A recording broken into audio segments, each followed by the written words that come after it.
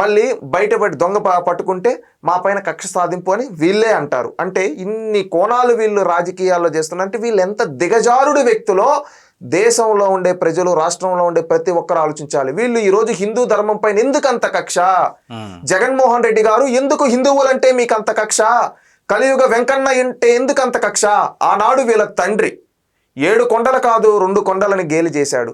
ఈ రోజు కుమారుడేమో ఇదేమి హిందుత్వం అంటాడు, ఇదేమి మతం అంటాడు. అంటే ఈ విధంగా మతం పైన ఈ విధంగా వీళ్ళు విషయాలు జిమ్ముతున్నారంటే వీళ్ళు ఎంత బరి తెగించేశారో ఒక్కసారి ఆలోచించాలి. ఎందుకంటే నేను ఇంతగా ఆవేదన చెబుతున్నానంటే మనం ఎంతో పవిత్రంగా భావించే తిరుమల వెంకన్నని వీళ్ళ ఈ విధంగా అప్రతిష్ట పాలు చేయాలంటే వీళ్ళు ఎంత దిగజారుడు రాజకీయం చేస్తున్నారు. అంటే రాజకీయాలు చేయాలి, ఒకప్పుడు హుందాతనమైన రాజకీయాలు చేసిన పనులపైన, చేయాల్సిన పనులపైన మాటలపై విమర్శలు, ప్రతి విమర్శలు ఉండేటివి. ప్రశ్నించే వాళ్ళు, ఈ విధంగా అభివృద్ధి గురించి చర్చించే వాళ్ళు, లేదా ఇంకా ఏమైనా మంచి పనులు ఈ విధంగా మాట్లాడుకునే వాళ్ళు కానీ ఏ రోజు కానీ ఇంత దిగజారుడు రాజకీయాలు లేవు. కానీ ఈరోజు వైసీపీ తిరుమల పైన రాజకీయం చేస్తూ ఉందంటే వీళ్ళు హిందూ ధర్మం పైన చేసే ద్రోహం కాదా? ఇలాంటి వ్యక్తులు రాజకీయాల్లో ఉండడానికి అర్హత ఉందా? ప్రతి ఒక్క హిందువు ఆలోచించాలి.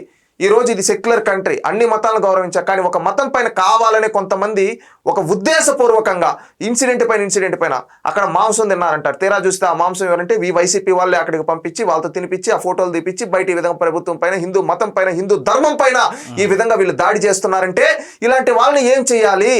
ఒకటా రెండా? తిరుమల లడ్డును కల్తీ చేశారు, తిరుమల హుండీలో చోరీ చేశారు, తిరుమలలో వేసేసాలు దీంట్లో స్కాములు చేశారు. ఆ రోజు తిరుమల టికెట్ల పైన ఏ విధంగా వ్యాపారం చేశారో చూసాం. ఒకటా రెండా?